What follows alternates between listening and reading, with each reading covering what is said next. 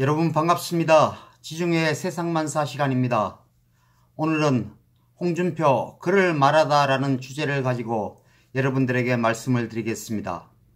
홍준표 전 자유한국당 대표는 사선 국회의원과 한나라당 원내대표 및 대표를 거치고 박근혜 정부 시절에는 제35대, 제36대 경상남도 도지사를 지냈습니다. 19대 대선 출마를 위해서 도지사를 사퇴하고 대선에 출마했으나 2위로 낙선하고 이후 자유한국당의 초대 대표를 역임하였습니다. 현존하는 보수 정치인 중 가장 커리어가 좋은 사람이라고 할 수 있습니다. 하지만 그는 가난한 집안에서 태어났으며 아버지는 무학에다 소작농으로 일했으며 어머니는 문맹이었다고 합니다. 이런 어려운 가정 형편에도 불구하고 고려대학교를 졸업하고 사법고시에 합격해서 검사로 재직하면서 권력형 비리에 대항하다가 검사 시절 내내 아웃사이더나 왕따였고 결국 법보까지 벗고 말았습니다. 홍준표는 모래시계 검사로 명성을 떨치고 권력형 비리 등으로 인해 기성 정치인들에게 환멸을 가지게 된 국민들에게 정의롭고 참신한 이미지로 방송에도 출연하는 등 정치인으로서의 잠재력을 충분히 가지고 있는 상태였습니다. 이때 김영삼 전 대통령이 직접 전화로 영입해 홍준표 전 대표는 정치인의 길을 걷게 됩니다. 이때부터 서울에서 사선의 국회의원이 되었으며 2011년 7월 한나라당 대표 경선에 나섰는데 거대 계파의 지원 없이 당대표에 선출되었습니다. 이때 홍준표 대표가 한 유명한 말이 있습니다. 계파 없이 홀로 뛴 선거에서 저 홍준표에게 마지막 기회를 준 대의원 동지들에게 감사드린다. 현대조선소에서 일당 800원을 받던 경비원의 아들 고리채 사채로 머리채를 잡혀 길거리를 끌려다니던 그 어머니의 아들이 집권여당의 대표가 될 수 있다는 희망을 국민 여러분이 보여주셨다라고 말하면서 온 국민을 감동시켰습니다. 그 후 경남도지사에 연임 당선되면서 도지사로 있던 3년 6개월 동안 총 1조 4천억 원의 채무를 행정개혁만으로 청산하였고 경남은 전국 최초의 흑자 광역지방자치단체가 됩니다.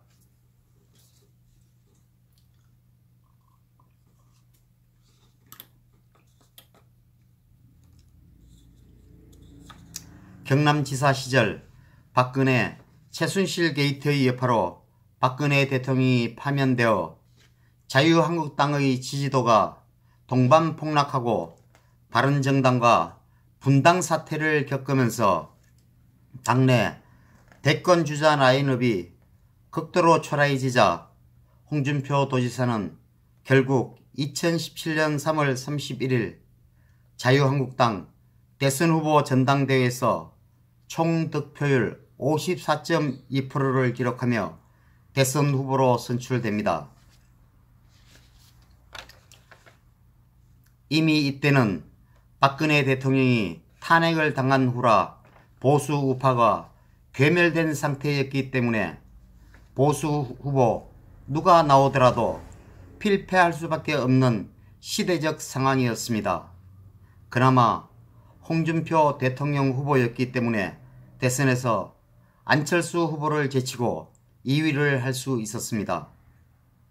또한 다행인 것은 자초되고 있는 자유한국당을 되살려낸 것만으로도 보수 쪽에서는 나름의 성공을 거뒀다고 평가할 수 있습니다. 또한 대선 막판에 바른정당 탈당파를 복당시키는 조치를 취했으며 이것이 오늘날 자유우파가 통합이 되는 단초를 제공했다고 볼 수 있습니다. 대통령 선거가 끝나고 미국에서 잠시 체류를 하며 휴식을 취하고 있다가 국내로 돌아와서 자유한국당 전당대회에서 압도적인 표차로 당대표에 선출이 되었습니다. 당대표가 된 후 기울어진 운동장이 되어버린 지방선거에서 자유한국당이 패배하자 홍준표 대표는 이에 대한 총책임을 지고 당대표직을 사퇴하였습니다. 이 지방선거 전에 문재인 좌파 정권은 북한 김정은과 판문점에서 만나 마치 통일이 금방 될 것처럼 국민들을 속이고 거기에 넘어간 대다수 국민들은 좌파 정권에 표를 몰아주었습니다. 누구를 탓하겠습니까? 무지한 국민의 탓으로밖에 돌릴 수가 없습니다. 이런 상황 속에서도 홍준표 전 대표는 계속해서 문재인 좌파 정권의 폭정과 실정에 대해 끊임없이 비판해 왔습니다. 2018년 11월 최근 국민의 절반 이상이 대선이나 지방선거 때 홍준표의 말이 옳았다는 지적에 힘입어 다시 시작하겠다라는 글을 페이스북에 올리며 정계 복귀를 선언했습니다. 그 후 홍준표 대표에게는 가시밭길이 시작되었습니다. 와신 상담하면서 21대 총선 국회의원 후보로 출마하면서 홍준표 그에게는 시련의 연속의 시간이 시작이 되고 맙니다. 홍준표 전 대표는 미래통합당 공천에서 컷오프가 된 후 3월 12일 기자회견을 통해 협잡에 의한 공천 배제는 받아들일 수 없고 승복할 수도 없다라는 기자회견을 하게 됩니다. 여기서 기자회견 전문을 소개하겠습니다. 존경하는 양산시민 여러분, 미래통합당 예비후보 홍준표입니다.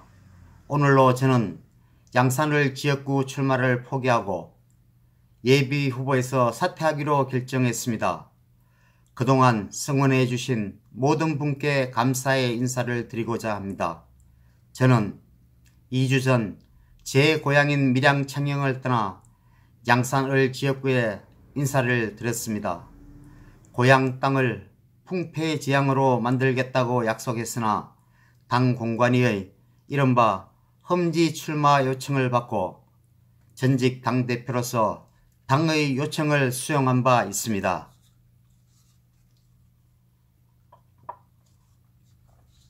그래서 PK 지역의 험지인 양산을을 선택했고 PK 40석 수비대장을 자임했습니다. 양산 대전에서 상대 후보를 꺾고 이런 바람으로 부산, 울산, 경남 지역의 압승을 이루고자 했습니다. 양산을 플라잉카 연구개발의 메카로 만들고 도심을 관통하여 많은 불편을 끼치고 있는 도심고압선 지중화 계획, 그리고 양산 동면 KTX 양산역 신설 등을 공약으로 다듬었습니다. 양산 경전철과 트램 도입, 회하천 친환경 정비 등 미래 발전과 주민 편의 정진을 위한 양산 퀀텀 점프 구상도 연구하기도 했습니다. 그러나 양산을 향한 저의 노력은 결국 협잡 공천에 의해 좌절되었습니다. 이번 양산을 공천은 기망에 의한 막천이고 상대를 이롭게 하는 이적 공천이라 생각합니다. 공관위는 추가 공모를 통해 출마 의지도 없었던 후보를 끼워 넣어 여론조사 경선을 발표하고 대신 저를 제외해 버렸습니다. 가장 이길 가능성이 있는 후보를 경선에서 고의적으로 배제시키는 것은 우리 당 후보의 승리보다는 상대당 후보의 당선을 보장하는 이적 공천에 불과합니다. 양산 시민 여러분, 저는 25년을 정치를 하면서 단 한 번도 공천 걱정을 하지 않았습니다. 항상 당을 위해 헌신했기에 공천을 신경을 쓸 일은 단 한 번도 없었습니다. 이번 협잡에 의한 공천 배제는 도저히 받아들일 수 없고 결코 승복할 수 없습니다. 그래서 양산을 무소속 출마를 깊이 검토했으나 이 역시 상대당 후보를 도와주는 꼴이 될 수 있기에 제가 다른 지역으로 옮기기로 했음을 말씀을 드립니다. 이제 양산에서 제가 물러섰음에도 미래통합당 후보가 패배한다면 이는 전적으로 당 지도부와 공관위원장의 책임입니다. 당과 역사는 그 책임을 엄중히 묻게 될 것입니다. 사랑하는 양산 시민 여러분, 여러분들의 뜨거운 환대와 열정을 깊이 새기겠습니다. 양산을 떠나더라도 양산의 따뜻한 마음은 잊지 않을 것입니다. 앞으로 제가 어디로 가든 어떤 길을 가든 성원해 주시고 늘 함께 해주시기를 당부를 드립니다. 거듭 저를 믿고 지지해 주신 양산 시민 여러분들께 고개 숙여 깊은 감사의 말씀을 드립니다. 감사합니다. 2020년 3월 10일 홍준표 드림. 이렇게 기자회견을 하고 난 이후 결국 3월 25일부로 미래통합당을 탈당, 무소속으로 대구 수성구을에 출마를 하게 됩니다. 오늘은 여기까지 말씀드리겠습니다. 다음 시간에 또 찾아뵙겠습니다. 감사합니다.